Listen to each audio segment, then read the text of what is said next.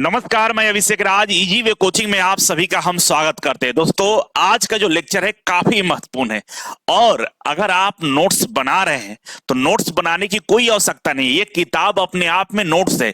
जो मैं पढ़ा रहा हूं वन बाय वन सारे लाइन लिखे हुए हैं और ड्राइंग में थोड़ा सा फिगर बनाना ज्यादा टफ होता है, चीजों को समझना ज्यादा टफ होता है। तो इस किताब में मैं सारा चीज बनाकर सारा नोट्स जो आपको दिख रहा है इसमें मैंने डाल दिया है। साथ ही साथ चैप्टर वाइज प्रैक्टिस सेट है और किताब के आखिरी में हमने 10 मॉक टेस्ट दिया है और ये सारे प्रश्न कहीं ना कहीं किसी एग्जाम में पूछे गए और 2018 में एएलपी में जितने भी ड्राइंग से प्रश्न पूछे गए थे सारे प्रश्नों का इसमें समावेश है। तो टाइम ना खराब करें, नोट्स बनाने में समय को जाया ना करें, किताब सामने रखिए और लेक्चर को देखिए। ये किताब के बारे में आपको हम विशेष जानकारी और देते हैं, इसके बाद हम लेक्चर को शुरुआत करेंगे। थोड़ा सा धैर्य रखिए, आप इस किताब को देखिए। नमस्कार दोस्तों, आप सभी के लिए इंजीनियरिंग ड्राइंग के बुक को हमने लॉन्च कर दिया। ये बुक अपने आप में बेहद ही खास है। चाहे आप असिस्टेंट लोको पायलट एएलपी का तैयारी कर रहे हो या एमपी लाइनमैन का आप तैयारी कर रहे हो या आईटीआई एग्जाम एनसीवीटी का आप तैयारी करते हो या पीएसयू इसरो डीआरडीओ बार की आप तैयारी करते हैं, अगर सब में इंजीनियरिंग ड्राइंग में बेहतर नंबर लाना चाहते हैं तो ये बुक आपके लिए काफी कारगर है। सबसे पहले इस बुक को हिंदी और इंग्लिश बाइलिंगुअल दोनों भाषाओं में बनाया गया है। हर चैप्टर के बाद आपको 50 से लेकर 100 मल्टीपल चॉइस प्रश्न दिए गए हैं जो कहीं ना कहीं किसी एग्जाम में पूछे गए हैं। प्रश्नों को कुछ इस तरह से डिजाइन किया गया है कि उस चैप्टर पे आपका बढ़िया पकड़ हो जाएगा, बहुत बेहतरीन और गहरी जानकारी आप हासिल कर पाएंगे। ये किताब नहीं, बिल्कुल नोट्स है, वो भी मेरा नोट्स है। मैंने नोट्स को ही किताब में कन्वर्ट किया है, इसलिए क्योंकि आप मेरा वीडियो लेक्चर देखिए और ये किताब को खोलकर सामने बैठ जाइए। हर एक लाइन आपको मैच करेगा, नोट्स बनाने का झंझट ही खत्म हो जाएगा, क्वेश्चन का प्रैक्टिस पर आप ध्यान दे पाएंगे। और सारे चैप्टर के बाद मैंने कुछ स्पेस आपको दिए हुए, सादा पेज छोड़ दिए हैं कि कुछ इंपॉर्टेंट चीज जो आपको लगता है कि नोट्स करना चाहिए आप नोट कर पाएंगे। मतलब अलग से आपको लिखने की कोई आवश्यकता नहीं है, हर एक लाइन आपको मैच कर जाएगा। और इस किताब के लास्ट में मैंने 10 मॉक टेस्ट आपको दिए गए। ये मॉक टेस्ट प्रीवियस में कहीं ना कहीं प्रश्न जो पूछे गए उसका मॉक टेस्ट है। चाहे 2018 एएलपी की बात करें, इसरो डीआरडीओ की बात करें, आईटी एग्जाम की बात करें, किसी भी तरह से ही भी ड्राइंग के उस चैप्टर से प्रश्न पूछे गए तो उस प्रश्नों को हम इसमें संग्रह किए। 10 मॉक टेस्ट आपको दिए, लगभग 500 प्लस आपको प्रश्नों का प्रीवियस प्रश्नों का प्रैक्टिस हो जाएगा। कॉपी आप खरीदने जाते हैं तो 70 से 80 रुपए लगाते हैं कॉपी खरीदने में, उस पर नोट्स बनाते हैं, समय आपका खराब होता है। इसमें ये किताब नहीं है, नोट्स है और नोट्स बनाने की आवश्यकता नहीं है। आपका पैसा कॉपी वाला भी बच रहा है और साथ ही साथ चैप्टर वाइज प्रश्न भी मिल रहे हैं, मॉक टेस्ट भी मिल रहे हैं, प्रीवियस ईयर का क्वेश्चन भी मिल रहा है और बाइलिंगुअल दोनों भाषाओं में आपको ये बेहतरीन नोट्स मिल रहे हैं। तो मुझे उम्मीद है ये किताब आपके लिए काफी कारगर है। जल्दी से इजी वे ग्लोबल एप्लीकेशन को गूगल प्ले स्टोर से डाउनलोड कर लीजिए और हमारे एप्लीकेशन के अंदर में बुक वाला जो सेक्शन है वहां से इसे परचेज कर सकते हैं और इसकी प्राइस मात्र 190 रुपए है। आप मेरे सेंटर से भी ले जा सकते हैं, ऑनलाइन के माध्यम से आप परचेज कर सकते हैं और ये ई बुक के माध्यम से भी अवेलेबल है हमारे एप्लीकेशन पे। जहां पे ई बुक का सेक्शन है वहां आप मात्र 49 रुपए में ले सकते हैं। बुक अमेजॉन फ्लिपकार्ट पर भी बहुत जल्द उपलब्ध हो जाएंगे। एक बार इस बुक को खरीद कर अपने लाइफ को जरूर बेहतर बनाइए। बहुत धन्यवाद। तो सबको गुड मॉर्निंग, सबको बहुत प्यारा सा सुप्रभात। आप लोग जल्दी से वीडियो को लाइक और कमेंट कर दीजिए और शेयर जरूर कर दीजिए। कल मैंने बोला था कि सर्कल हम शुरू करेंगे, ठीक है ना, सर्कल शुरू करेंगे और आज पूरी तरह से ज्योमेट्रिक फिगर को कंप्लीट भी करना है, ठीक है। तो चलिए शुरुआत करते हैं। वीडियो को शेयर सब लोग कर देंगे। आवाज खराब आ रही है? नहीं, आवाज खराब नहीं आ रही है। हाँ जी, आवाज खराब है? एक बार चेक कर लेते हैं आवाज कैसा है, हम देख लेते हैं। आवाज खराब तो नहीं होगा। चलो थोड़ा सा और साउंड को हम कम करते हैं। अब आवाज अच्छा हो गया होगा मुझे लगता है, और नहीं भी अच्छा है तो थोड़ा सा एडजस्ट कीजिए, ठीक है। आइए, पीछे हमने बहुत सारे कोण एंगल वगैरह सब पढ़ लिए, अब हम वृत्त को पढ़ते हैं, ठीक है ना। वृत्त पढ़ते हैं। वृत्त क्या होता है? देखिए, एक स्थिर बिंदु से समान दूरी परिपथ द्वारा बनाई गई रचना को वृत्त कहते हैं। देखिए, वृत्त सबको मालूम है, बचपन से हम लोग वृत्त पढ़ते हैं कि एक गोल सर्कल होता है, ये जो गोल होता है इसको वृत्त बोलते हैं। लेकिन एग्जाम में क्या पूछता है? एग्जाम में वृत्त के ही बारे में पूछ देगा। यही लाइन लिखा रहता है, जो लिखा है लाइन, यही लाइन लिखा रहता है। सीधे मैं लाइन को उठाकर यहां पर लिख दिया हूं कि एक स्थिर बिंदु, ये रहा स्थिर बिंदु, और इसके समान दूरी पे मान लीजिए यहां से दूरी है 10 mm, ठीक है ना, 10 mm, ये रहा समान दूरी, मान लीजिए यहां पे 10 mm, 10 mm की दूरी पे, मतलब एक समान दूरी पे, एक स्थिर बिंदु ये हो गया, और इसके एक समान दूरी हम 10 mm मान लिए, दूरी पर परिपथ द्वारा बनाई गई रचना को वृत्त कहते हैं। अब इसके परिपथ, इसके चारों तरफ जो रचना बनाई जाती है, इसको हम लोग क्या बोलते हैं, वृत्त बोलते हैं। इसको मिलाइएगा सबको तो एक वृत्त का निर्माण हो जाएगा, ठीक है। तो एक स्थिर बिंदु द्वारा एक समान दूरी पर बनाई गई उसके परिपथ द्वारा हम लोग एक वृत्त का निर्माण करते हैं, ठीक है ना। तो अगर इस तरह के क्वेश्चन पूछेगा कि इसको क्या कहते हैं, तो हम वृत्त कहते हैं, ठीक है ना। और वृत्त में ये जो बिंदु होता है इसको सेंटर बोलते हैं। क्या बोलते हैं हम लोग, सेंटर बोलते हैं। ये सेंटर होता है, और इस सेंटर से किसी भी डायरेक्शन में अगर हम एक त्रिज्या खींचते हैं, लाइन खींचते हैं, उसके परिधि तक सबका जो मैग्नीट्यूड होगा समान होगा। अगर 10 mm का है तो सब 10 mm का होगा, ठीक है ना। इसको हम लोग सर्कल बोलेंगे, और इसे आप जानते होंगे। आगे बढ़ते हैं। अब सर्कल में बहुत सारे चीज होते हैं, जैसे होता है टाइजेंट होता है, सेगमेंट होता है, कोड होता है, आर्क होता है, डायमीटर होता है, सेंटर होता है, सेक्टर होता है, रेडियस होता है, सेकेंड होता है, सरकमफ्रांस होता है। इतना सारा चीज होता है। दीर्घखंड होता है, लघुखंड होता है ना, वृत्त में। तो ये सब इसके पार्ट्स के बारे में पढ़ेंगे। ये पार्ट्स हम लोगों को जानना जरूरी है। तो आइए इसके पार्ट्स को समझते हैं। देखिए, सबसे पहला है परिधि, सरकमफ्रेंस, परिधि। चाहे देखिए, परिधि मतलब होता है केवल वृत्त में ही परिधि नहीं होता है, सब में परिधि होता है। चाहे हम वर्ग की बात करें, आयत की बात करें, या ट्रायंगल की बात करें, या वृत्त की बात करें, परिधि सब में होता है। परिधि का मतलब क्या होता है, इसकी चारों तरफ की बाहरी जो भुजाएं हैं ना, उसको हम लोग परिधि बोलते हैं, है ना। ये सब बाहर वाला एरिया, ये जो भुजा है उसको परिधि बोलेंगे। सब में वही होता है। तो सरकमफ्रांस मतलब परिधि, मतलब ये वृत्त है ना, वृत्त के जो बाहरी जो सर्कल है ना, रेखा, ये वाले, ये कितना बड़ा है, ठीक है ना, इसको परिधि बोलेंगे। बाहर वाला ये लाइन को परिधि बोलते हैं। सब में जो बाहरी भाग होता है ना, उसको परिधि बोला जाता है, ठीक है। अब यह किसी वृत्त का घेरा होता है। क्या होता है, घेरा होता है। मान लीजिए वृत्त है, ये स्थिर पॉइंट है, सेंटर है जिसको बोलते हैं। इस सेंटर से एक समान दूरी पर रेडियस खींचा जाता है, ठीक है ना। एक तरफ ये क्या है, रेडियस हो गया।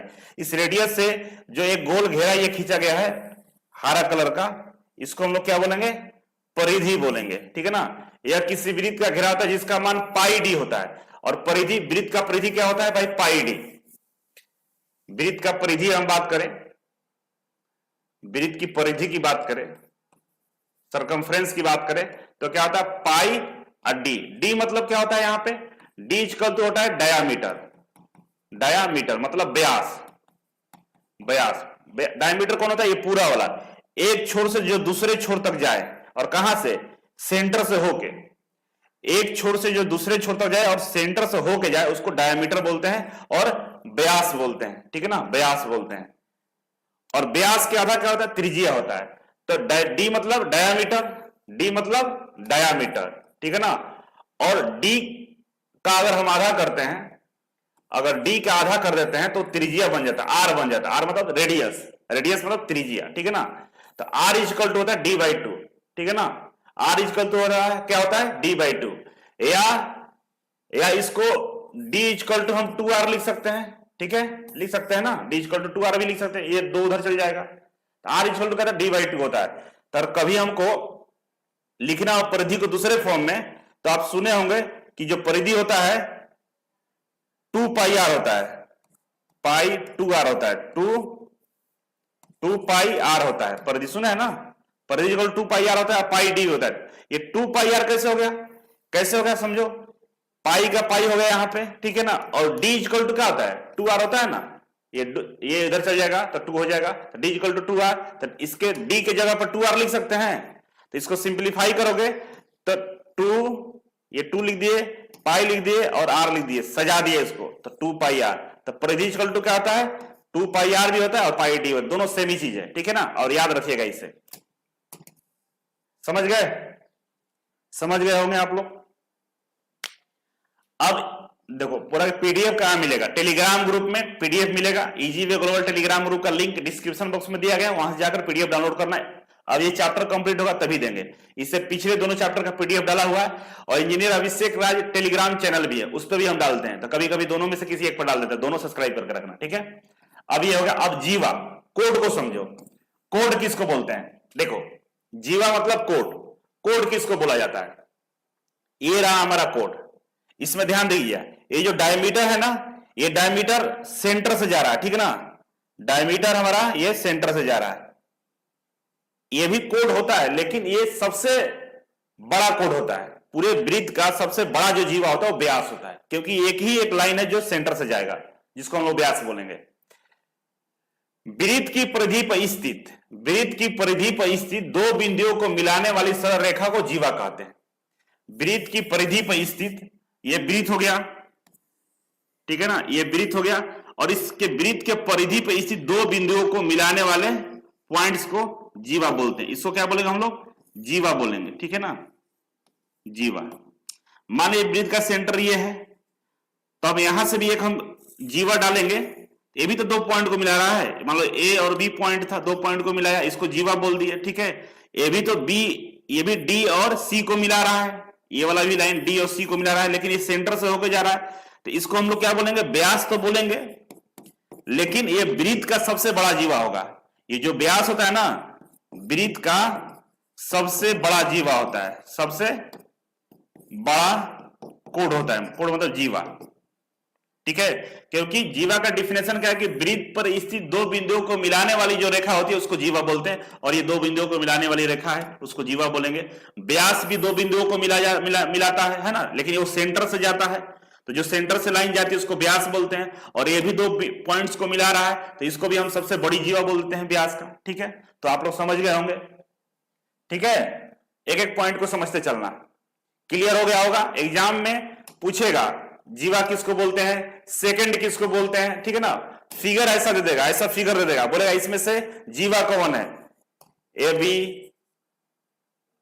ए डी, ठीक है ना, और देगा ई एफ, ये दे देगा, नाम सब हटाया रहेगा, बोलेगा पहचानो इसमें जीवा कौन है, सेकंड कौन है। सेकंड मतलब छेदन रेखा, मतलब जो छेद करके बाहर निकलती है।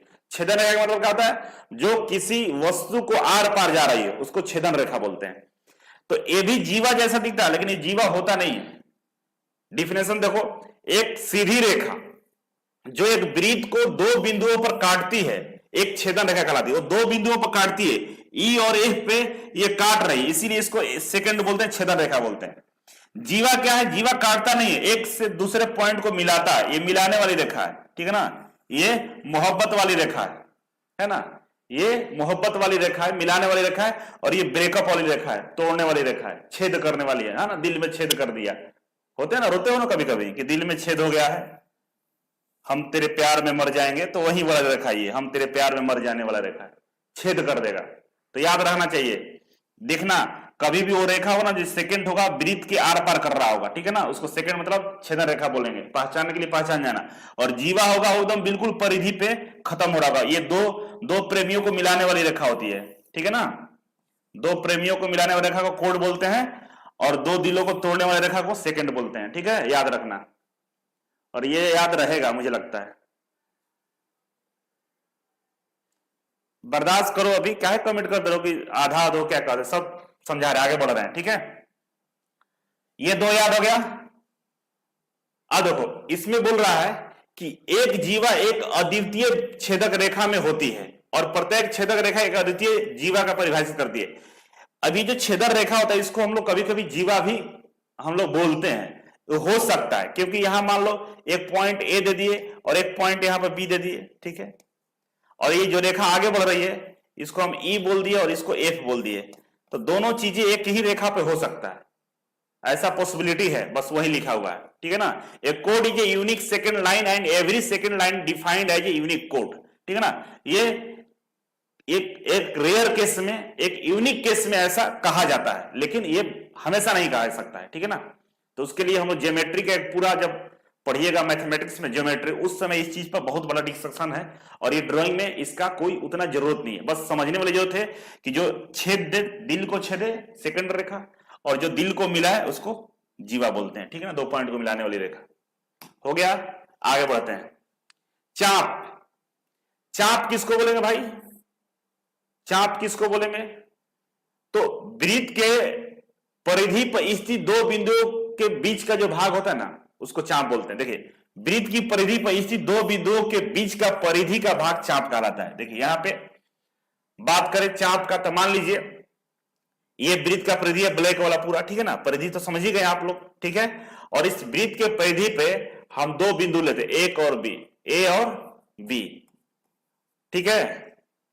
और ए और बी के बीच जो ये लाइन है ना, इसको चाप बोलेंगे हम लोग। क्या बोलेंगे? चाप बोलेंगे। इसी को हम लोग चाप बोलते हैं, समझ गए। 2 बिंदु, वृत्त के परिधि पे 2 बिंदुओं को, ठीक है ना, एक साथ। अब एक बिंदु यहां है और एक बिंदु यहां है, और इन दोनों को मिलाइएगा तो नहीं, ये तो कोड हो जाएगा, ठीक है ना, एकदम अगले बगल चाहिए। वृत्त के परिधि पर स्थित 2 बिंदुओं के बीच का जो परिधि होता है ना, उसको चाप बोलते हैं, बीच का परिधि, है ना। तो बीच का परिधि कभी भी 2 पॉइंट के बीच के होता है, सी और डी। तो इस सी और डी के बीच का परिधि कौन है? ये वाला। तो इसको हम लोग क्या बोलेंगे? चाप बोलेंगे। कहीं भी कर सकते हैं, ठीक है ना, ओ और पी, ओ और पी, तो बीच का परिधि ये हो गया। ओ और पी को हम लोग क्या बोले? चाप बोलेंगे। समझ गए?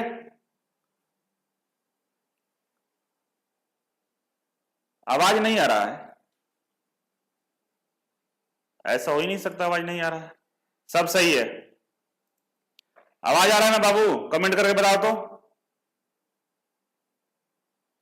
आवाज आ रहा है या नहीं? कमेंट करके बताओ जल्दी से।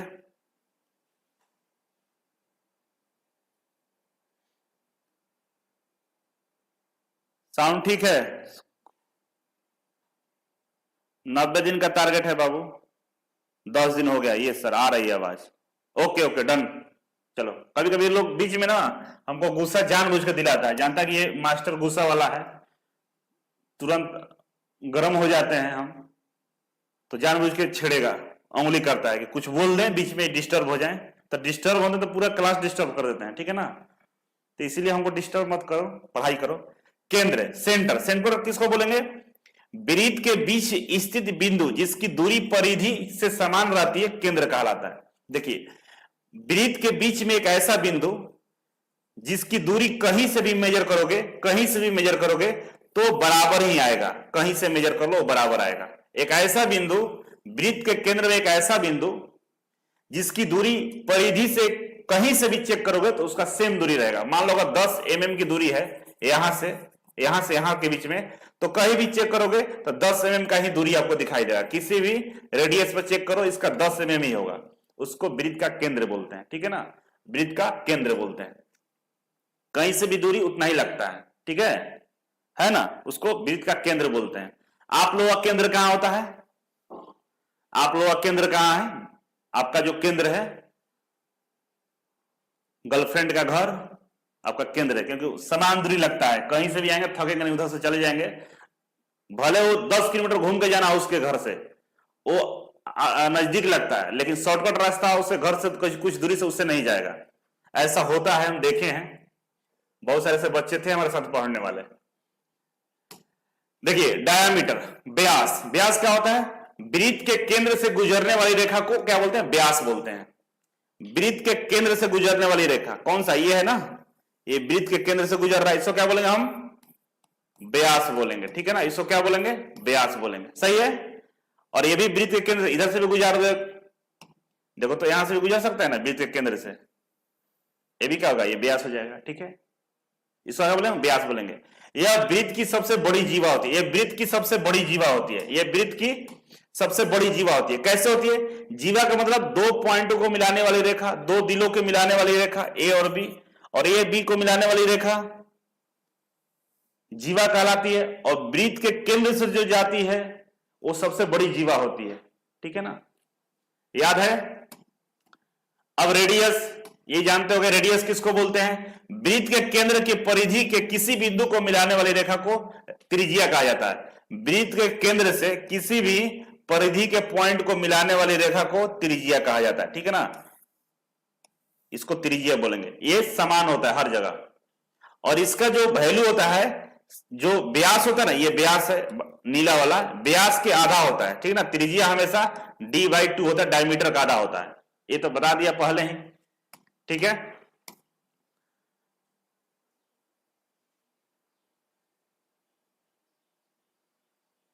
देखो शिवम बोल रहा है कि सर आप पढ़ा रहे हैं, पेपर में नहीं आया तो फिर, तो पेपर में नहीं आएगा क्यों? जब सिलेबस में दिया है पढ़ाई इसी को पढ़ना है, तो पेपर में क्यों नहीं आएगा? हम आपसे सवाल पूछते हैं। और पेपर में गारंटी तो नहीं है केवल सर्कल से ही आएगा, सिलेबस में बहुत सारे चैप्टर होते हैं, है ना, बहुत सारे टॉपिक होते हैं। तो एक ही टॉपिक से सारा क्वेश्चन थोड़ा आएगा, लेकिन सब पढ़े रहोगे ना तो वहीं से क्वेश्चन आएगा, बाहर से नहीं आता है, इस बात की गारंटी है। जितने भी सिलेबस दिया गया, जितने भी टॉपिक दिया गया, सारे टॉपिक अगर आप 100% रेडी कर लेते हैं तो आप उससे बाहर प्रश्न नहीं आ सकता है। और टॉपिक लिख दिया है सिलेबस में, किस टॉपिक से हम पूछ सकते हैं, तो आपकी पढ़ना आपकी प्राथमिकता होनी चाहिए। भले वो टॉपिक इंपॉर्टेंट हो, नहीं है, आ जाएगा प्रश्न, बुखार लग जाएगा, अभी आगे बढ़ोगे ना अभी और हार्ड होता जाएगा। इसलिए पढ़ना जरूरी है। आसान और भारी टॉपिक कुछ भी नहीं होता है, अगर आपको याद है तो आसान है, अगर नहीं याद है तो भारी हो जाता है। इसलिए पढ़ना सबको है, सिलेबस को ही तैयार करना है, ठीक है ना। इसलिए डाउट दिमाग में से निकाल दो कि नहीं आया तो, अब तुम मर गया तो, आपके माता पिता आपको पैदा किए हैं, बड़ा कर रहे हैं, पढ़ा रहे हैं, आप मर गया तो क्या होगा? मर गया तो नुकसान होगा, रोएंगे, चिल्लाएंगे, है ना। तो इसके चलते क्या मम्मी पापा प्यार करना छोड़ दें, दुनिया की जनसंख्या कम कर दें? भविष्य की बातें कौन जानता है यार। जितना जानकारी उतना दूर बढ़ो आगे। हम क्या बोलना चाह रहे हैं समझ लेना, जितना दूर दिखाई दे रहा है ना वहां तक पहले पहुंचो, और वहां पहुंचने के बाद आगे डिसाइड करना है क्या करना है। एक बार सारे सिलेबस को पढ़ो, जो सिलेबस दिखाई दे रहा है, दिया हुआ है, पूरे सिलेबस को पढ़ लो। इसके बाद प्रीवियस ईयर क्वेश्चन पेपर लगाओ। प्रीवियस ईयर क्वेश्चन पेपर लगाओगे तो मालूम चलेगा कौन कौन सा टॉपिक इंपॉर्टेंट है, कहां से ज्यादा क्वेश्चन आता है, उसको हम लोग प्राथमिकता डिसाइड करेंगे। फर्स्ट टाइम उसी को हम रिवीजन ज्यादा करेंगे, जिससे कम क्वेश्चन पूछता है, जिससे नहीं पूछता उसको कम रिवीजन करें, लेकिन करेंगे जरूर। ये होता है पढ़ने का तरीका। और अब डिस्टर्ब किया शिवम बाबू तो तुमको तो ब्लॉक करेंगे, पहली बात। और दूसरा बात, अगर जिससे तुम बोला है कि सिलेबस में नहीं पूछा तो, और तुम माता पिता का सेवा नहीं किया तो, ये भी हम पूछ सकते हैं। तो फिर तुम्हारा पैदा करना ही खराब है, तो इस सोच के तो माता पिता आपको पैदा नहीं किए होंगे। समझ रहे हैं ना मेरी बात को? तो पढ़िए और पढ़ने दीजिए। डिस्टर्ब यहां करोगे तो फिर उठा के फेंक देंगे, ठीक है। अब शिवम बाबू को लगता है जाने का टाइम आ गया है।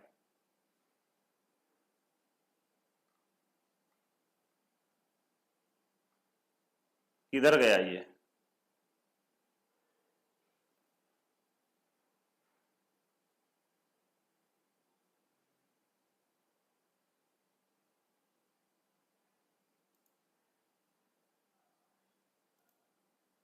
चलो इसको हम निपटा दिए। अब आप लोग आराम से पढ़ाई करो। ये वो चला गया,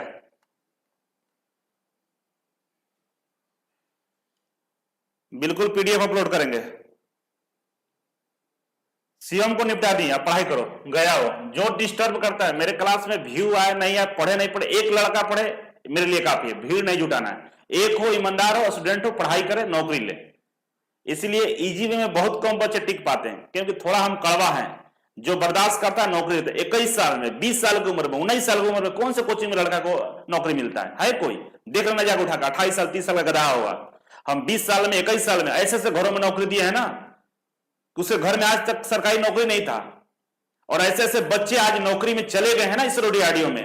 शायद इजी वे नहीं होता तो नहीं जा पाते। रीजन, पटना में 1170 रुपए में रहना, इतने सस्ते में पढ़ना, लाइफ टाइम सपोर्ट करना, मतलब सारा चीज देना, study material, online test, practice set, previous कुछ सब चीज देते हैं। रीजन, हमें पता है किसान के बच्चे हैं, गांव के बच्चे, पैसे नहीं है, उनको हेल्प करना है। तो शायद इजी वे ऐसा परिवर्तन लाया है। तो आप बेवजह आके उंगली करोगे, हम बहुत डिस्टर्ब कर देंगे, ठीक है।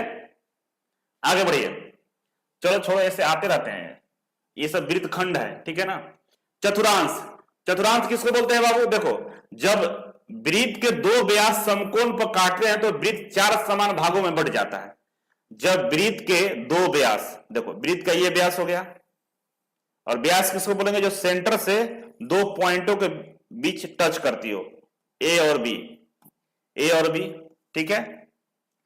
एक ए और बी एक पहला व्यास हो गया, और दूसरा व्यास देखो ये भी कहां से जाएगा, सेंटर से ही जाएगा, ठीक है।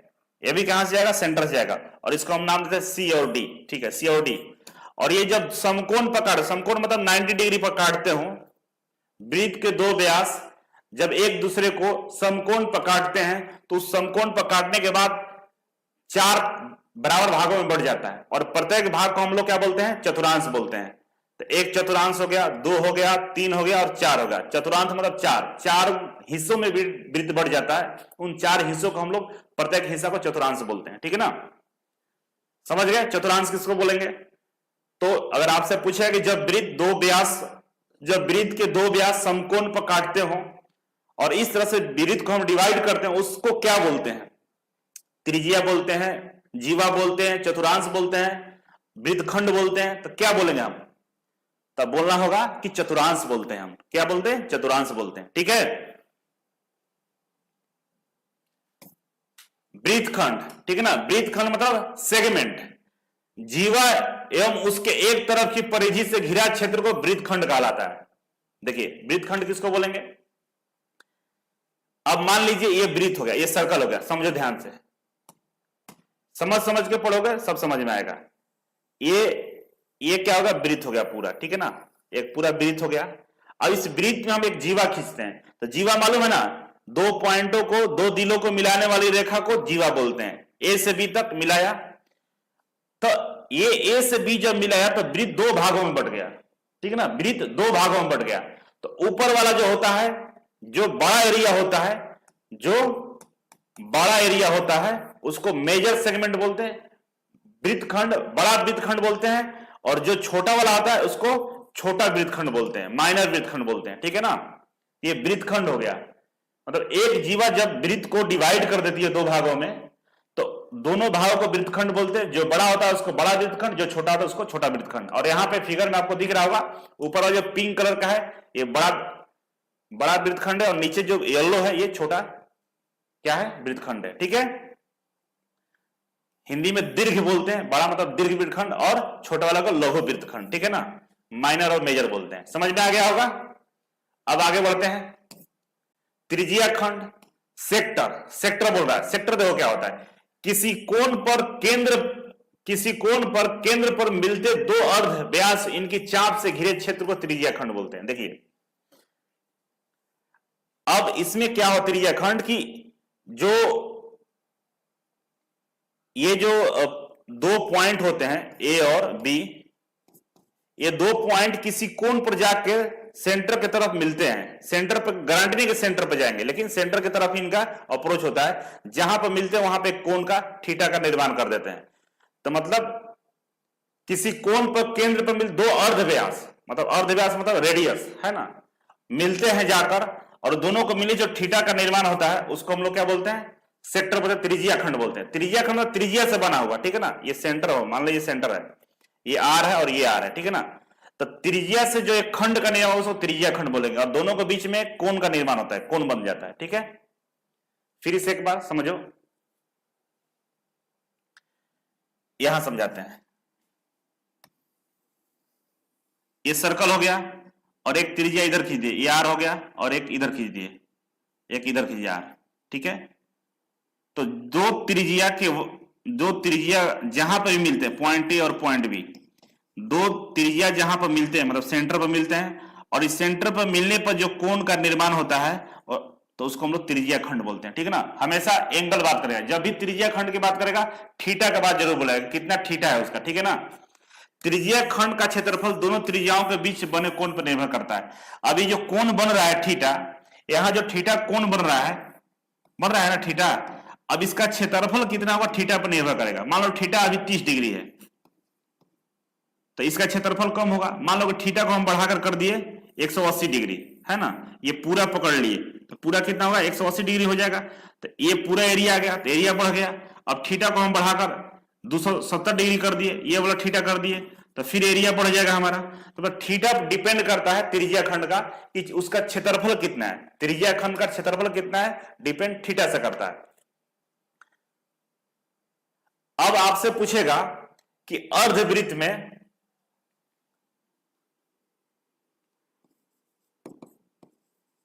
अर्धवृत्त का त्रिज्या खंड, अर्धवृत्त का त्रिज्या खंड का कोण कितना होता है, कोण कितना होता है बताओ। अर्धवृत्त का त्रिज्या खंड का कोण कितना होता है, ठीक है ना। एक अर्धवृत्त है ये, ठीक है ना, और ये सेंटर हो गया। अब अर्धवृत्त में त्रिज्या खंड बनता है कि नहीं बनता है, पहले डिसाइड करो। और बनता है तो उसका कोण कितने डिग्री का होता है।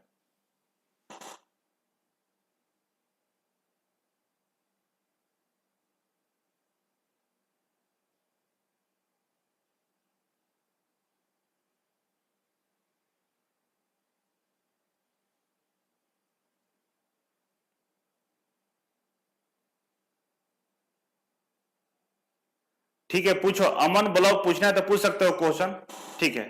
180 डिग्री। देखो क्वेश्चन अगर आपसे पूछेगा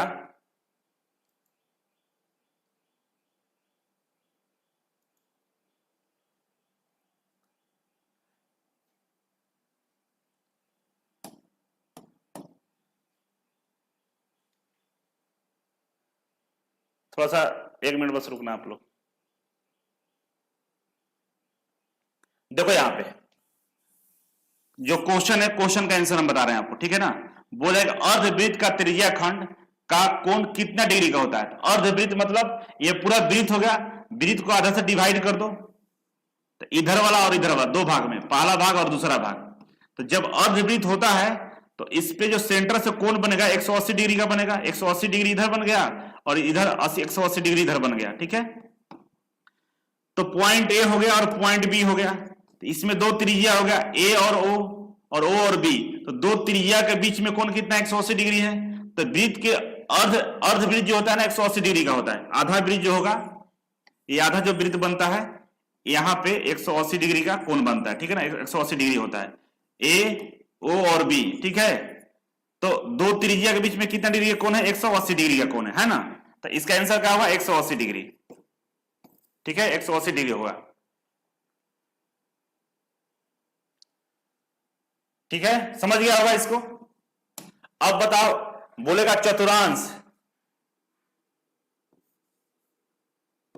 चतुर्थांश,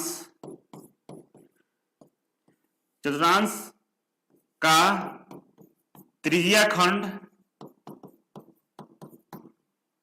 का कोण कितने डिग्री का होता है, का कोण कितने डिग्री का होता है। ये डिग्री है, डिग्री का होता है। अब बताओ तो चतुर्थांश का त्रिज्या खंड कितने डिग्री का होता है।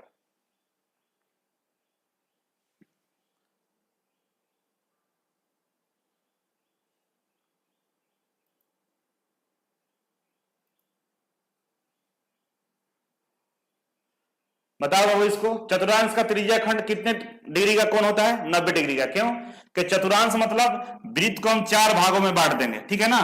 4 भागों में बांटेंगे तो एक पूरा जो वृत्त होता है, एक पूरा वृत्त होता है कितना का होता है, 360 डिग्री का होता है, ठीक है ना। और 360 डिग्री को 4 से भाग करोगे तो 90 डिग्री आता है। मतलब प्रत्येक जो कोण होगा यहां 90 डिग्री का होगा, ठीक है। प्रत्येक 90 डिग्री का हो जाएगा। प्रत्येक कितना होगा, 90 डिग्री। तो दो त्रिज्याओं के बीच के देख लो, ए, ओ और बी, ठीक है ना। ए और बी के बीच के देखो कितना कोण है, 90 डिग्री। तो प्रत्येक कोण कितना का है, 90 डिग्री का है। तो चतुर्थांश में जो त्रिज्या खंड बनता है 90 डिग्री का बनता है। अर्धवृत्त में 180 डिग्री का बनता है। समझ में आ गया आप लोगों को, समझ में आया हम क्या बोल रहे थे। समझ में आया तो कमेंट बोलो यस, मतलब ये समझ गए ना कि दोबारा से हम बताएं। ये क्वेश्चन पूछा था एक बार, क्या पूछा था कि चतुर्थांश जो होता है उसमें त्रिज्या खंड का जो कोण होता है कितने डिग्री का होता है। तो चतुर्थांश जिसको मालूम नहीं होगा तो आंसर नहीं कर पाएगा। अर्धवृत्त में त्रिज्या खंड का कोण क्या होता है, ऐसा पूछा था। समझ में आ गया ना बाबू। तो जल्दी से कमेंट कर दो और लिख दो कि मजा आ रहा है, ठीक है।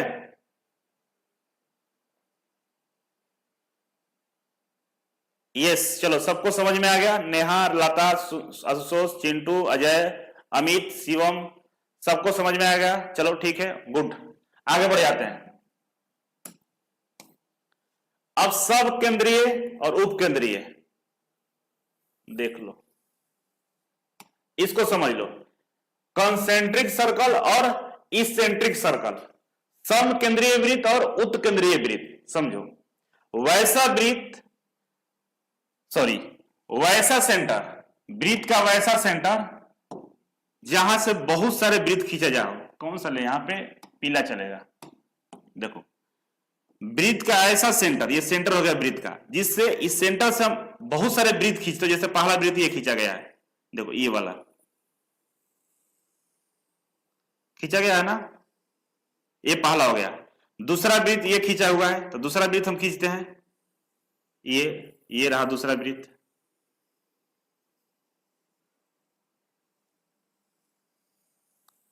ठीक है, ये दूसरा वृत्त हो गया।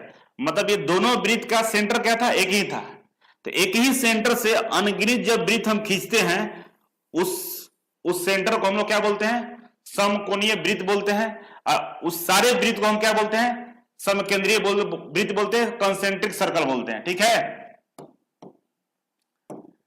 एक केंद्र से खींची गई दो या दो से अधिक वृत्त को समकेंद्रीय वृत्त कहते हैं। अब इसमें बोले कि ये जो वृत्त बना हुआ है, ये कौन सा वृत्त है, तो क्या बोलेंगे हम लोग, कंसेंट्रिक सर्कल है, समकेंद्रीय वृत्त है। समकेंद्रीय मतलब इस सभी वृत्त का सेंटर एक ही है। ठीक है ना, इस सभी वृत्त का सेंटर एक ही है।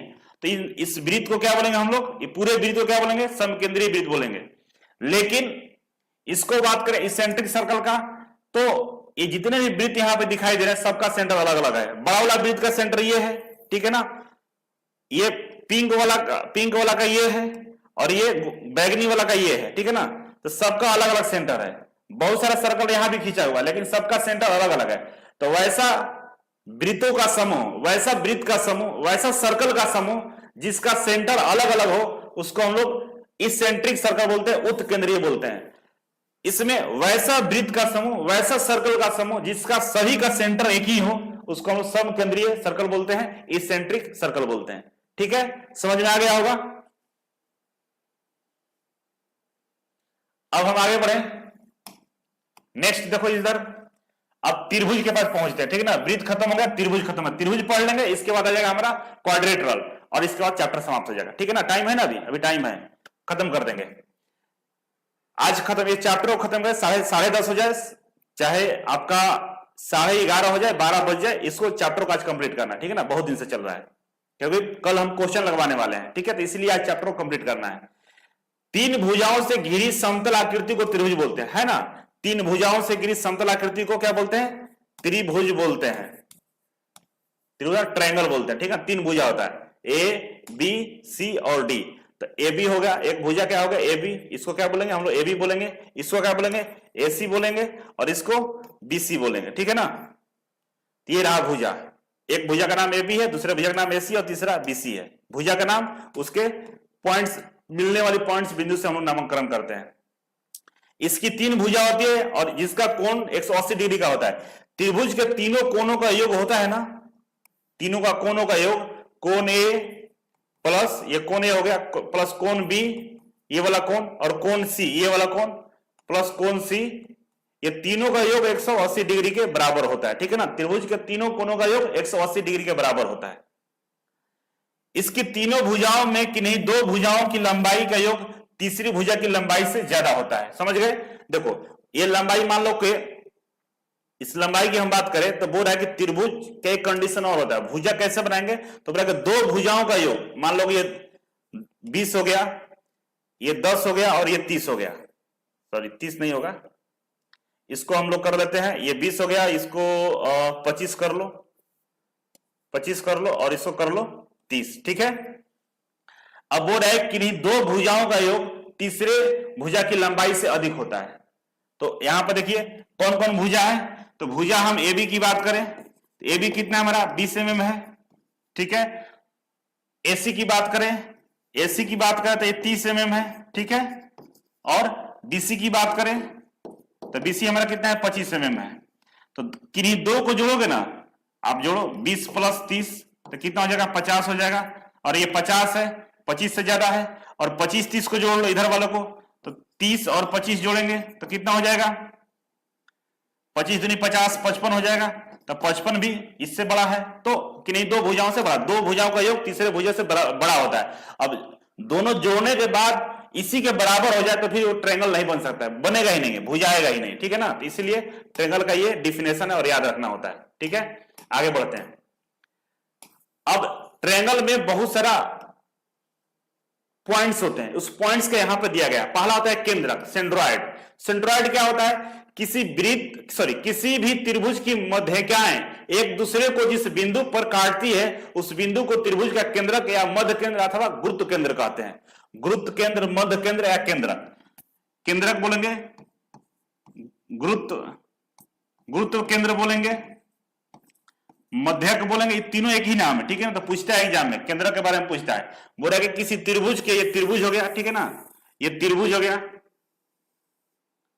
ये रहा त्रिभुज, और त्रिभुज की मध्यिकाएं, ये त्रिभुज की मध्यिका कौन है, ये वाला लाइन का मध्यिका यहां पे है, ये वाला लाइन का मध्यिका यहां पे, ये लाइन का मध्यिका कहां पे, यहां पे, सॉरी ये और ये, हाँ ठीक है। अब यहां से एक लाइन ड्रॉप करेंगे, मध्यिकाओं से खींचे गए लाइन जहां पे मिलती है, ठीक है ना, जहां पे मिलती है, तो कहां मिलती है, यहां पे मिल रही है, इस पॉइंट को हम लोग क्या बोलेंगे, केंद्रक बोलेंगे। केंद्रक किसको बोला जाता है, त्रिभुज के जो साइड्स होता है और साइड्स की जो मध्यिकाएं होती है, बीच वाला पॉइंट, उससे अगर हम एक लाइन ड्रॉ करते हैं, सभी मध्यिकाओं से जो लाइन ड्रॉ करते हैं और वो लाइन जिस पॉइंट पर तीनों मिलता है उसको क्या बोलते हैं, केंद्रक बोलते हैं, ठीक है। अब आओ अंतः केंद्र, इन सेंटर। अंतः केंद्र किसको बोलेंगे, तो किसी त्रिभुज के कोण समद्विभाजक जिस बिंदु पर मिलते हैं उस बिंदु को त्रिभुज का अंतः केंद्र बोलते हैं। कोण समद्विभाजक, देखो ये हो गया ट्रायंगल ए बी सी, ठीक है ना, ये रहा इसका कोण, ए का, बी का ये कोण रहा, सी का ये कोण रहा, ठीक है ना। कोण को आधा भाग बांटता है, उसको कोण समद्विभाजक बोलते हैं। कोण को आधा में, जैसे ये कोण हो गया, देखो ये कोण हो गया, मान लो 60 डिग्री का ये कोण है, ठीक है ना, तो इसको आधा बांटेंगे तो 20 से लाइन इसे खींचेगा ना, तो ये हो जाएगा 30 और ये हो जाएगा 30, ठीक है। इसको बोलेंगे हम लोग क्या, कोण समद्विभाजक। क्या बोलेंगे, कोण समद्विभाजक। तो त्रिभुज में 3 कोण है, ए बी सी, तो कोण को आधा बांटने वाला, तो यहां से कोण को आधा बांटते हुए आगे लाइन को बढ़ाइए, ठीक है, इस कोण से आगे बढ़ाइए और इस कोण से आगे बढ़ाइए, तो यहां पे मिलता है। तो जो त्रिभुज के कोण समद्विभाजक जहां पे मिलते हैं उसको अंतः केंद्र बोलते हैं, इन सेंटर बोलते हैं। क्या बोलते हैं, अंतः केंद्र, इन सेंटर, ठीक है ना। दिल को बांटने वाला लाइन जहां पे मिलता है उसको इन सेंटर बोलते हैं। इन दिल कहां होता है, अंदर होता है ना, उसको इन सेंटर बोलते हैं। नेक्स्ट है हमारा सरकम सेंटर, परिकेंद्र, ठीक है ना। परिकेंद्र किसको बोलेंगे, किसी त्रिभुज के लंब समद्विभाजक जिस बिंदु पर मिलते हैं उस बिंदु को त्रिभुज का परिकेंद्र बोलते हैं। लंब समद्विभाजक, लंब का मतलब 90 डिग्री, समझ रहे हैं ना। तो यहां से त्रिभुज का 3 कोण है, एक ए बी और सी, 3 कोण है, ठीक है ना। अब ये तीनों कोण से एक लंब डालते हैं, ठीक है ना, एक लंब डालते हैं। यहां से लंब का डालने का मतलब ये जो नीचे वाला रेखा है उस पर 90 डिग्री का कोण बनाएगा, 90 डिग्री का, ठीक है ना। इधर से एक लंब डालेंगे इस कोण से और यहां मिलेगा, तो ये भी क्या करेगा, एक यहां पर 90 डिग्री का कोण बना देगा, है ना, 90 डिग्री का यहां भी कोण बन रहा है। और यहां से एक लंब डालेंगे तो यहां भी एक 90 डिग्री का कोण बनाएगा, ठीक है ना। लंब समद्विभाजक मतलब 90 डिग्री का जहां पे कोण बना रहा हो, तो ये 90 डिग्री का कोण बन रहा है ना, सब जहां से भी लंब डाल रहे हैं। और ये लंब जहां पर तीनों मिलते हैं, जहां पे ये तीनों मिलते हैं उसको हम लोग बोलते हैं परिकेंद्र, परिकेंद्र बोलते हैं, ठीक है ना। उसको क्या बोलते हैं, परिकेंद्र मतलब सरकम सेंटर, सरकम सेंटर बोलते हैं, ठीक है। अब इसमें कंडीशन यह है कि किसी समकोण त्रिभुज में, समकोण त्रिभुज का परिकेंद्र कर्ण का मध्य बिंदु होता है। समकोण त्रिभुज कैसा होता है बाबू, ऐसा होता है, समकोण त्रिभुज ऐसा होता है, ठीक है ना। तो समकोण त्रिभुज यहां पर 90 डिग्री ऑलरेडी पहले से बना हुआ है, ठीक है, और इसमें 90 डिग्री नहीं बनता है, तो यहां से एक लाइन डालो, ठीक है। तो ये A B C, A B C D में ये जो होता है इसको कर्ण बोलते हैं, एसी को क्या बोलते हैं हम लोग, कर्ण बोलते हैं, हाइपोटेनस, कर्ण बोलते हैं, ठीक है ना। ये क्या है, कर्ण। तो जो समकोण त्रिभुज होता है ना, तो उसका जो परिकेंद्र होता है वो कर्ण का मध्य बिंदु होता है। कर्ण का मध्य बिंदु AC का आधा होता है, ये ना, ये हुआ इसका परिकेंद्र, हुआ कर्ण का मध्य बिंदु। तो समकोण त्रिभुज, हमेशा समकोण त्रिभुज में याद रखना, जो 90 डिग्री ऐसे बनता हो, समकोण त्रिभुज में जो कर्ण होता है उसका जो मध्य बिंदु होता है वही परिकेंद्र होता है। और ये पूछता है कि समकोण त्रिभुज में जो परिकेंद्र होता है वो कौन सा होता है, तो ऑप्शन दिया रहेगा कर्ण का मध्य बिंदु, कर्ण या लंब, ऐसा करके दिया रहेगा। तो आपको याद रखना होगा कि जो त्रिभुज का, समकोण त्रिभुज का जो कर्ण होता है उसका जो मध्य बिंदु होता है वही परिकेंद्र होता है। ठीक है, याद रखना, याद करने वाली चीज है। ड्राइंग में ज्यादा डिटेल्स में नहीं पढ़ना होता है, मतलब ज्योमेट्री को बस जो जरूरत है वही पढ़ाते हैं। नेक्स्ट है लंब केंद्र, ऑर्थो सेंटर। अब देखो लंब केंद्र क्या होता है बाबू, समझो यहां पे किसी भी त्रिभुज में उस त्रिभुज के शीर्ष लंब एक दूसरे को जिस बिंदु पर काटते हैं, यह बिंदु उस त्रिभुज का लंब केंद्र कहता है। शीर्ष लंब, शीर्ष लंब जहां पे एक दूसरे को काटते हैं उसको हम लोग क्या बोलते हैं, लंब केंद्र बोलते हैं और ऑर्थो सेंटर बोलते हैं। और यह भी आपको वैसा ही दिखाई देगा जैसा पिछला हम बता रहे थे परिकेंद्र में, इसमें बता रहे थे, यहां भी क्या था, ऊपर से हम लंब डाल रहे थे, तो ये बोल रहा है कि लंब डाल रहे थे, ठीक है, ये शीर्ष लंब की बात कर रहा है, मतलब ऊपर से जो नीचे डालेंगे तो इसको शीर्ष लंब बोलते हैं। शीर्ष से जो लंब डाला जाता है ना, त्रिभुज का शीर्ष कौन सा, यही ना है, ए पॉइंट, ए बी और सी, त्रिभुज का शीर्ष कौन सा, ये पॉइंट है, तो ऊपर से जो हम लंब डालेंगे उसको शीर्ष लंब बोलते हैं। 90 डिग्री बन रहा है, और शीर्ष लंब पे जितने भी हम लंब डालते हैं इधर से, हर कोण से, जहां पे ये पॉइंट सब मिलता है उसको हम लोग लंब केंद्र बोलते हैं। क्या बोलते हैं, ऑर्थो सेंटर बोलते हैं। थोड़ा थोड़ा सा अंतर है, ज्यादा अंतर नहीं है, बस याद रखना होगा आप लोगों को, ठीक है, आप लोगों को याद रखना होगा, ठीक है। अब देखो नोट करके लिखा हुआ है कि किसी समकोण त्रिभुज में समकोण त्रिभुज का लंब केंद्र समकोण वाला शीर्ष होता है।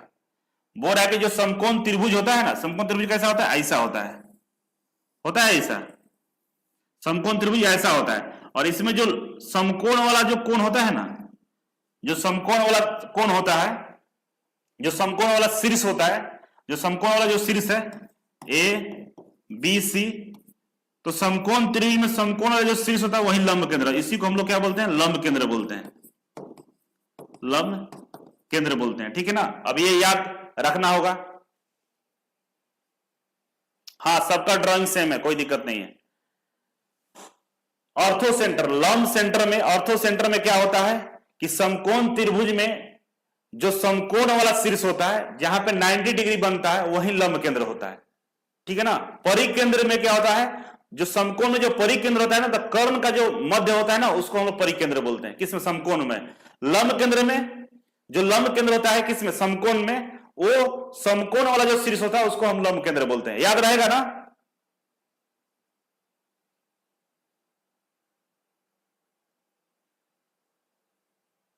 हाँ, शॉर्ट ट्रिक आता है, टिक मार्किंग आता है, समझ गए। तो आइए इसको एक बार रिवीजन कर लीजिए आप लोग, रिवीजन करोगे, बताओ तो।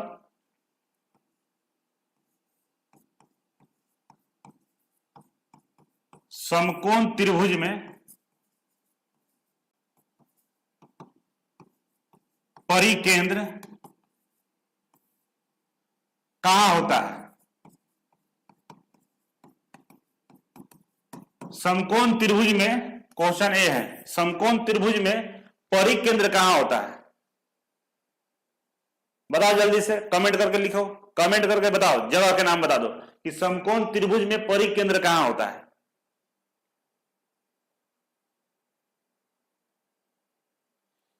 ये समकोण त्रिभुज हो गया, ठीक है, ये समकोण त्रिभुज हो गया। समकोण मतलब एक कोण 90 डिग्री, ए बी सी, तो इस त्रिभुज में परिकेंद्र कहां होगा, कर्ण, कर्ण नहीं होगा बाबू, कर्ण के मध्य होगा, कर्ण के मध्य बिंदु, ठीक है, बहुत अच्छा, सुपर, जो लिखा है क्या होगा, यहां पर होगा, और इसको इस पॉइंट को क्या बोलते हैं, कर्ण का मध्य बिंदु। क्या होगा, कर्ण का मध्य बिंदु, कर्ण का मध्य बिंदु क्या होगा, कर्ण का मध्य बिंदु, मिडिल पॉइंट, कर्ण का मिडिल पॉइंट, ठीक है, याद रहेगा ना। हाइपोटेनस के बीच, गुड, बहुत अच्छे, सही है।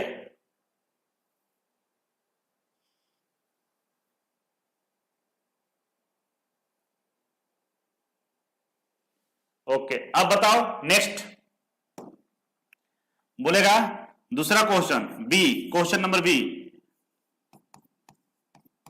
समकोण त्रिभुज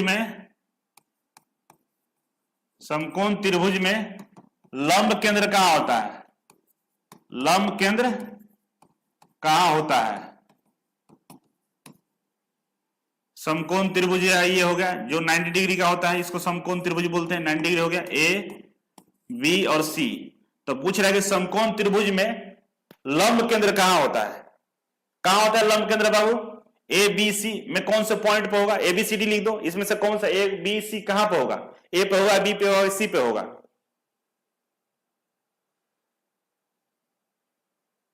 जल्दी से कमेंट करो, कमेंट करने वालों को 5 करोड़ का इनाम दिया जाएगा। 90 डिग्री होता है बी, 90 डिग्री के पास, वर्टेक्स के पास। वर्टेक्स से बाबू तो सबको, ये भी वर्टेक्स है, ये भी वर्टेक्स, सब वर्टेक्स है, ऐसा नहीं बोलो, वर्टेक्स के पास नहीं होता है। 90 डिग्री का जो कोण होता है उसी के पास होता है। या तो ऑप्शन देगा कि 90 डिग्री कोण के पास कि 30 डिग्री, यहां मान लो 30 डिग्री दिया हुआ है और इधर 60 डिग्री दे दिया है, ठीक है। तो पूछेगा कि समकोण त्रिभुज में लंब केंद्र कहां होता है? 30 डिग्री कोण के पास होगा कि 60 डिग्री की 90 डिग्री के पास होगा? या बोल देगा कोण का नाम कोण ए के पास होगा कि कोण बी के पास होगा, क्योंकि कोण सी के पास होगा? किसके पास होगा? तो बी के पास होगा, ठीक है। और ये याद रखना है क्योंकि पूछता है तो आपको याद रखना होगा, ठीक है। मजा आ रहा है? बताओ मजा आ रहा है कि नहीं आ रहा है? कमेंट करके बताओ। और 10 मिनट अभी और रुकेंगे आप लोगों को, ठीक है। 10 मिनट और पढ़ना है। रीजन क्या है? आज टॉपिक को खत्म करना है। मजा आ रहा है कि नहीं आ रहा है? बताओ जल्दी से। मजा आ रहा है ना?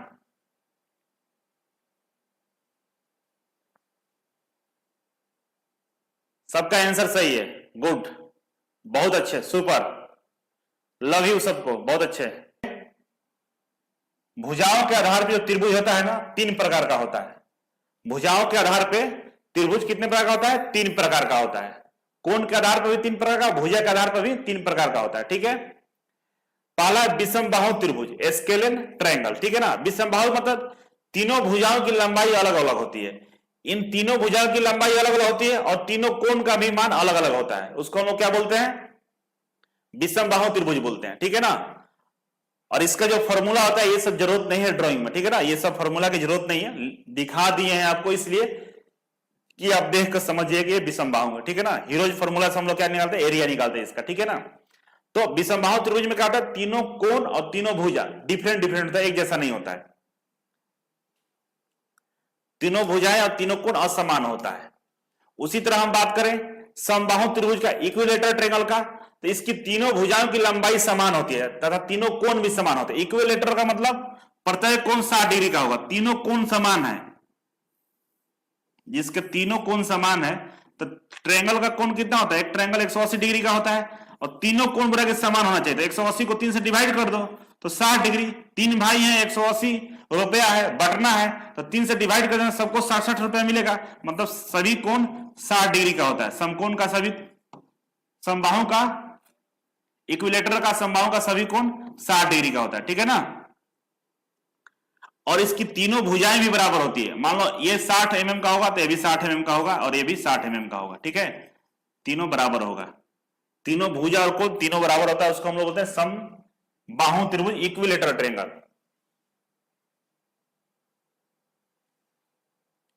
आगे बढ़े, नेक्स्ट है समद्विबाहु। समद्विबाहु, द्विबाहु मतलब 2 बाह बराबर हो। इसकी कोई 2 भुजाएं की लंबाई समान होती है। समद्विबाहु की 2 भुजाओं की लंबाई समान होती है, तीनों नहीं, 2 केवल समान होता है, उसको समद्विबाहु बोलते हैं, ठीक है। तथा दोनों के सम्मुख कोण समान होता है और दोनों सम्मुख कोण समान होता है, ठीक है। तो जैसे एग्जाम्पल की हम बात करें तो देखो यहां पे एक एग्जाम्पल दिया हुआ है, इसको समझ लो, समझ में आ जाएगा। ये इसको देखो, ये जो है ना, ये जो भुजा है और ये भुजा है और ये भुजा है, 3 है, 30 में से ये दोनों बराबर है, ठीक है ना, और ये थोड़ा डिफरेंट है। अब कोण ये 50 दिया है और ये दिया हुआ है बोल रहा है कि ये 50 डिग्री है, ये क्या है 50 डिग्री है, और इसका वैल्यू बोला कि निकालिए। एक कोण का वैल्यू कितना है 50 डिग्री है, बोला कि एक्स का वैल्यू निकालिए। कौन सा त्रिभुज है, समद्विबाहु है। तो पता है ना कि सम्मुख कोण बराबर होता है, ये और ये दोनों बराबर होगा। तो कह सकते हैं ना x degree plus x degree plus 50 degree equal to 180 degree, क्योंकि मालूम है कि त्रिभुज के तीनों कोण का योग कितना होता है 180 डिग्री होता है। और समद्विबाहु त्रिभुज है, मतलब दो कोण समान होगा, एक कोण 50 दिया है मतलब ये दो कोण समान होगा। तो x plus 50 equal to 180 degree, तो ये दोनों मिलेगा कितना हो जाएगा 2x हो जाएगा। 2x plus 50 equal to 180 degree हो जाएगा।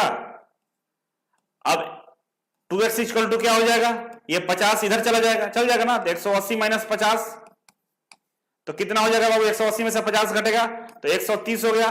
तो 2x इक्वल टू कितना हो गया 130, और यहां से x इक्वल टू निकाल लो तो 130 बटा 2 कटा देंगे तो x इक्वल टू कितना आ जाएगा 65 65, मतलब ये जो कोण था कितने का था 65 का था, कितने का था 65 का था, और ये भी 65 हो गया, तीनों जोड़ोगे तो 180 हो जाएगा। समझ गया। तो इस तरह से छोटा छोटा क्वेश्चन निकालते हैं, वो ज्योमेट्री में आप लोग पढ़े होंगे। बाकी ड्राइंग में इस तरह का क्वेश्चन नहीं पूछेगा, इस बात की गारंटी है। थोड़ा सा एग्जांपल इसलिए बता दिया क्योंकि आप समझो कि समद्विबाहु किसको बोलते हैं। ये देखो ये दोनों भुजाएं आपस में समान है, ये डिफरेंट है, मतलब जिसकी दो भुजा बराबर उसको समद्विबाहु बोलते हैं। ठीक है, हो गया डन। आगे बढ़ते हैं। नेक्स्ट है हमारा कोण के आधार पे। कोण के आधार पे त्रिभुज तीन प्रकार का होता है। तो पहला होता है न्यून कोण, एक्विट एंगल, जिसके सभी कोण न्यून कोण होते हैं। तो मतलब 90 डिग्री से जो कम होता है उसको क्या बोलते हैं हम लोग, न्यून कोण। जो कोण 90 डिग्री से कम हो उसको न्यून कोण बोलते हैं। और 90 डिग्री से कम वाले जितने भी ट्रायंगल होते हैं उसको न्यून कोण बोलते हैं, न्यून कोण त्रिभुज बोलते हैं। ठीक है ना। तो सबका ये कोण 90 डिग्री से कम होगा तो उस त्रिभुज को हम लोग न्यून कोण त्रिभुज बोलते हैं। समझ गया। न्यून कोण भी आगे हम लोग पढ़े हैं। न्यून कोण मतलब 90 डिग्री से कम और 0 डिग्री से ज्यादा को न्यून कोण बोलते हैं। और ऐसा ट्रायंगल जिसका तीनों कोण का मान 90 डिग्री से, तीनों कोण अलग अलग की हम बात कर रहे हैं, ये कोण 90 से कम होगा, ये भी 90 से कम होगा, ये भी 90 से कम होगा, तीनों अलग अलग 90 से कम होता है, उसको हम न्यून कोण बोलते हैं। ठीक है।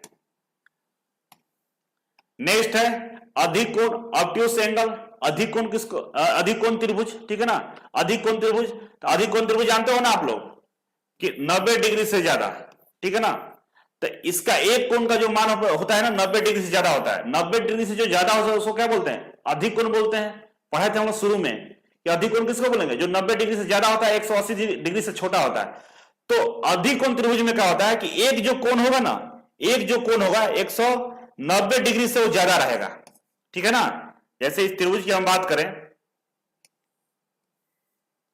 इस त्रिभुज की हम बात करें, थोड़ा सा तिरछा बन गया है। तो एक कोण जो होगा ना वो मान लो हो सकता है ये 96 डिग्री हो सकता है ये 105 डिग्री हो। ठीक है ना। कुछ भी हो सकता है। एक कोण बस 90 से ज्यादा होना चाहिए, बाकी दो 90 से कम रहेगा, कंफर्म है। क्योंकि 180 है, 180 में से एक तो 90 हो गया, एक तो 90 डिग्री का हो गया तो बचा कितना 90 डिग्री। एक कोण 90 डिग्री का हो गया, चाहे इससे ज्यादा हो गया तो बचा कितना 90 डिग्री। अब 90 डिग्री में दो कोण बनाना है तो 90 से कम ही होगा।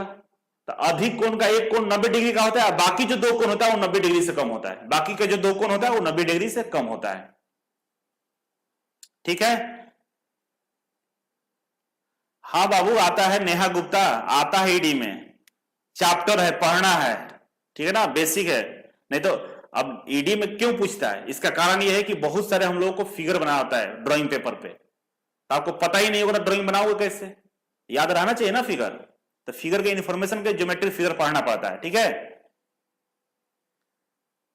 और नेहा बाबू आपने लगता है कि आईटीआई में पढ़ा नहीं है सही से, इसीलिए आपको यह ध्यान नहीं आ रहा है। ठीक है, पढ़ो, नहीं तो फिर घर में जाकर खाना बनाना पड़ेगा ससुराल में। पढ़ लोगी, नौकरी मिल जाएगा, ट्रेन चलाना, टेक्नीशियन बन जाओगे, इसरो डीआरडीओ में चली जाओगे, इसरो डीआरडीओ में पूछता है। ठीक है ना, पीएसयू में पूछता है। नेक्स्ट है समकोण, राइट एंगल ट्रायंगल। राइट समकोण, right angle triangle. Right angle समझते हो कि एक कोण 90 डिग्री रहेगा, एक कोण 90 डिग्री। अधिक कोण त्रिभुज में क्या था कि एक कोण 90 डिग्री से ज्यादा हो उसको अधिक कोण त्रिभुज बोलते हैं, और समकोण त्रिभुज में एक कोण बिल्कुल 90 डिग्री रहेगा, हमेशा एक कोण 90 डिग्री रहेगा, याद रखना, हमेशा हमेशा एक कोण 90 डिग्री रहता है, उसको हम लोग समकोण त्रिभुज बोलते हैं, इक्विलेटरल ट्रायंगल बोलते हैं, राइट एंगल ट्रायंगल बोलते हैं। एक कोण 90 डिग्री रहेगा। अधिक कोण में एक कोण 90 डिग्री से ज्यादा था और इसमें एग्जैक्ट 90 डिग्री होता है, ठीक है। इसका एक कोण 90 डिग्री का होता है, शेष दो कोण न्यून कोण होते हैं, और बाकी एक 90 हो गया तो बाकी दो न्यून कोण नहीं होगा, मतलब 90 डिग्री से कम होगा। समकोण के सामने वाली भुजा को विकर्ण हाइपोटेनस कहा जाता है। ये सामने वाला जो भुजा होता है विकर्ण होता है, मालूम ही है, ये तो बताने की चीज नहीं है, बचपन में पढ़ा होगा सब, ठीक है। केवल डिफिनेशन याद करना, ये फॉर्मूला हम लिख दिए अलग से, इसको नहीं पढ़ना, ठीक है ना। इसीलिए बोलते हैं इससे नोट्स बनाओगे तो पागल हो जाओगे। कुछ चालाक लोग होगा जो इससे नोट्स बनाएगा स्टडी मटेरियल से, हम तो इसको पढ़ा ही नहीं रहे और ये सब लिख के रख लेगा, इतना मोटा कर लेगा, गड़बड़ हो जाएगा। केवल डिफिनेशन पढ़ना है ड्राइंग में, ठीक है ना, समझना है कि कौन क्या होता है। त्रिभुज खत्म हो गया, अब क्यूलेटरल चतुर्थांश के बारे में पढ़ेंगे, छोटा सा, बस 5 मिनट आओ टाइम दो हमें, ये खत्म हो जाएगा। ये क्या है, चतुर्थांश है, क्वाड्रेटरल है, ठीक है ना। तो क्वाड्रेटरल बहुत तरह का होता है, ठीक है ना। चतुर्भुज बोलते हैं हम लोग, ठीक है। चतुर्भुज जिसकी 4 भुजाएं हैं उसको चतुर्भुज बोलते हैं। तो 4 भुजा वाला जितना फिगर होता है वो सब चतुर्भुज होता है, जिसकी 4 भुजाएं हो, ठीक है। आइए पढ़ लेते हैं। 4 भुजाओं से घिरी समतल आकृति को चतुर्भुज कहते हैं। 4 भुजाओं से घिरी समतल आकृति को चतुर्भुज बोलते हैं। जैसे 1 भुजा हो गया, 2 हो गया, 3 हो गया और 4, 4 भुजाओं से घिरी समतल आकृति को चतुर्भुज बोलते हैं। चतुर्भुज के आंतरिक कोण जो होता है ना, ये जो आंतरिक कोण है, इस कोण का मान कितना होता है, 360 डिग्री होता है। कितना होता है, 360 डिग्री। चतुर्भुज के जो आंतरिक कोण का मान होता है 360 डिग्री होता है, और ट्रायंगल का 180 डिग्री, ठीक है ना। ट्रायंगल का 180 डिग्री और चतुर्भुज का 360 डिग्री। इसके आमने सामने के दो कोण को मिलाने वाली सररेखा को विकर्ण कहते हैं। चतुर्भुज में क्या होता है कि जो आमने सामने की भुजा है ना, आमने सामने की भुजा ये है और ये है और ये है ना, ये आमने सामने की भुजाएं हैं। तो आमने सामने की भुजाओं को मिलाने वाली रेखा को विकर्ण कहते हैं, सरल रेखा को। देखो यहां से इसको मिलाए और यहां से इसको मिलाए तो इसको विकर्ण बोलते हैं, ठीक है, विकर्ण बोलते हैं। नेक्स्ट, एक चतुर्भुज में 2 विकर्ण होता है। एक चतुर्भुज में कितना विकर्ण होगा, 2 ही विकर्ण हो सकता है, ठीक है ना, 2 ही बनेगा, और क्या बनेगा, ठीक है ना, 2 ही विकर्ण होता है। और जो इसे 4 भागों में बांट देते हैं, 1 भाग, 2 भाग, 3 भाग, 4 भाग, बांट देना 4 भाग में। विकर्ण 2 होता है चतुर्भुज में, और ये 4 भागों में चतुर्भुज को बांट देता है। एक चतुर्भुज बनाने के लिए 4 भुजाओं, 4 कोण एवं 2 विकर्ण में से कम 5 का मान दिया होना चाहिए। देखिए 4 भुजा, 4 भुजा हो गया, 4 कोण हो गया, 2 विकर्ण हो गया, जोड़ो कितना हो गया टोटल 4 4 8 और 2 10। 10 में से 5 का मान आपको मालूम है, 5 का मान अगर आपको मालूम है तो चतुर्भुज का निर्माण कर सकते हैं। पूछेगा क्वेश्चन कि इनमें से कितने का मान मालूम होना चाहिए, 4 भुजा, 4 कोण और 2 विकर्ण में से कितने का मान आपको मालूम रहना चाहिए, जिससे आप एक चतुर्भुज का निर्माण कर सकते हैं। तो कम से कम 5 मान हमें मालूम होना चाहिए, तब जाकर चतुर्भुज का निर्माण हो सकता है, ठीक है। और ये याद रखिएगा। नोट, चतुर्भुज को ट्राइपेजियम भी कहा जाता है। चतुर्भुज को ट्राइपेजियम भी हमको कभी कभी ट्राइपेजियम भी हम लोग बोलते हैं चतुर्भुज को, ठीक है। ड्राइंग में ट्राइपेजियम भी बोला जाता है। चतुर्भुज निम्न प्रकार का होता है, वर्ग होता है, आयत होता है, समांतर चतुर्भुज होता है, सम चतुर्भुज होता है, समलंब चतुर्भुज होता है, ठीक है ना। इतना टाइप का चतुर्भुज होता है आपका। आइए 1 बाय 1 देखते हैं। स्क्वायर, स्क्वायर क्या होता है, वर्ग की चारों भुजाएं एवं चारों कोण समान होते हैं। जो वर्ग होता है ना, तो चारों भुजा, एक भुजा मान लो 20 है तो ए भी 20 होगा, और ए भी 20 होगा, और ए भी 20 होगा, ठीक है। तो चारों भुजा समान होता है, कोण तो समान होगा ही होगा, क्योंकि सब 90 डिग्री का होता है, सारा कोण 90 डिग्री का होता है, ठीक है ना। क्यों 90 डिग्री का होता है, चारों को जोड़ोगे 90 डिग्री इंटू 4 करोगे तो 360 डिग्री होता है, ठीक है ना। और पता है कि चतुर्भुज का जो आंतरिक कोणों का मान होता है 360 डिग्री का होता है, ठीक है ना। प्रत्येक कोण समकोण होता है, इसका प्रत्येक कोण क्या होगा, 90 डिग्री है। प्रत्येक कोण समकोण मतलब प्रत्येक कोण 90 डिग्री का होता है। इसके दोनों विकर्ण समान लंबाई के तथा परस्पर समकोण व समद्विभाज्य होते हैं। देखिए इसके जो विकर्ण होते हैं, विकर्ण कौन सा खींचते हैं, ये विकर्ण हो गया, ये और ये विकर्ण हो गया। ये पता है विकर्ण भी समान लंबाई का होता है। विकर्ण क्या होगा, बी डी इक्वल होता है किसके, एसी के, ठीक है ना। ये इक्वल है, ये दोनों आपस में समान लंबाई के होते हैं और दोनों परस्पर समकोण पकड़ते हैं, ठीक है ना। 90 डिग्री पे ये एक दूसरे को काट देते हैं, ठीक है ना। अगर एंगल निकालोगे तो ये 90 डिग्री है। ये हो गया वर्ग। अब आयत का हम पढ़े तो आयत में क्या होता है कि इसके सम्मुख भुजाएं समान एवं समानांतर, सम्मुख भुजाएं आमने सामने की भुजाएं ये दोनों समान होंगे और ये आपस में समान होंगे, ठीक है ना। तो आमने सामने की भुजाएं क्या होती है, समान होती है आयत में। इसके दोनों विकर्ण की लंबाई समान होती है, जो परस्पर समद्विभाजित करते हैं परंतु समकोण नहीं होते हैं। बोला कि इसकी जो विकर्ण होता है ना, विकर्ण ये समान होता है विकर्ण, ठीक है ना, और आधा आधा कटता है, मिडिल पॉइंट पर कटता है, ये मध्य में ही कटता है, लेकिन ये समकोण नहीं होता है, समकोण नहीं होता है, ठीक है ना, नहीं होता है, मतलब 90 डिग्री पे ये नहीं कटता है, ठीक है। आयत का जो विकर्ण होता है ये एक दूसरे को आधा पे कटता है, ठीक है, दोनों की लंबाई बराबर होती है, लेकिन ये समकोण पे नहीं कटता, 90 डिग्री पे नहीं कटता है, वर्ग में 90 डिग्री पे कटता है, ठीक है, याद रखना। और कुछ था इसमें, और आयत में भी पड़ता कि जो कोण होता है ना, ये वाला, ये जो कोण होता है 90 डिग्री का होता है चारों, ठीक है ना।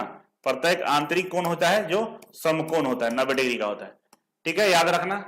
नेक्स्ट है समानांतर चतुर्भुज।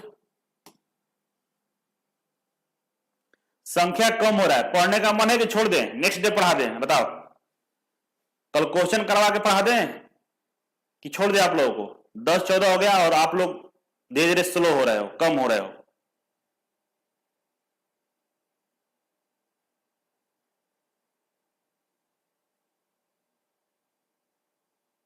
एगो नेहा जी के चक्कर में लगा हुआ केंटा रहा, तो नेहा जी कर रहा है कब से बेचारा। अब पता नहीं नेहा जी हैं कि शर्मा जी है कि वर्मा जी हैं, पता है, नाम से थोड़ा ना होता है कुछ। इंड कर दीजिए, मजा है गुरुजी। जो कंटिन्यू बोल रहा है वो तो पढ़ने वाला छात्र है, उसको नौकरी मिलेगा, भगवान देंगे। जो बोल रहा है कि रहने दीजिए, चाहे भाग गया सब, तो चलो किसी का नुकसान नहीं करते हैं, क्लास को एंड करते हैं, ठीक है।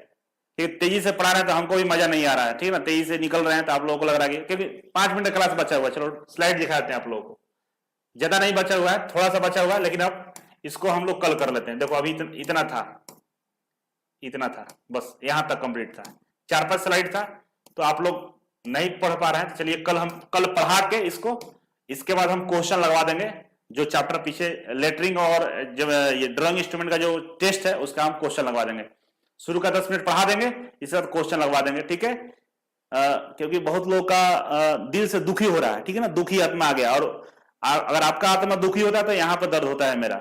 रात में तुम लोग बद्दुआएं देगा, नींद हमको नहीं आएगा, इसीलिए दुखी आत्मा नहीं करना है। और पढ़िए, अपना पढ़ाई पर ध्यान दीजिए। नेहा और कविता, पूजा, तमाम लड़कियां उन लोगों के चक्कर में कमेंट कर रहे हो तो फिर सोच लेना। बताया था ना पहला क्लास में कि स्टेशन पर दिखोगे झोला लेते हुए, वो ट्रेन चलाते हुए दिखेगी, हाय हेलो करके काम खत्म हो जाएगा। फिर चलिए हम मिलते हैं नेक्स्ट क्लास में, और आप लोग नोट्स बनाइएगा अच्छे से और टेस्ट दे लीजिए। जो चैप्टर बचा हुआ था ना उसका टेस्ट दे लेना, कहीं कल टेस्ट का क्वेश्चन हम करवाने वाले हैं।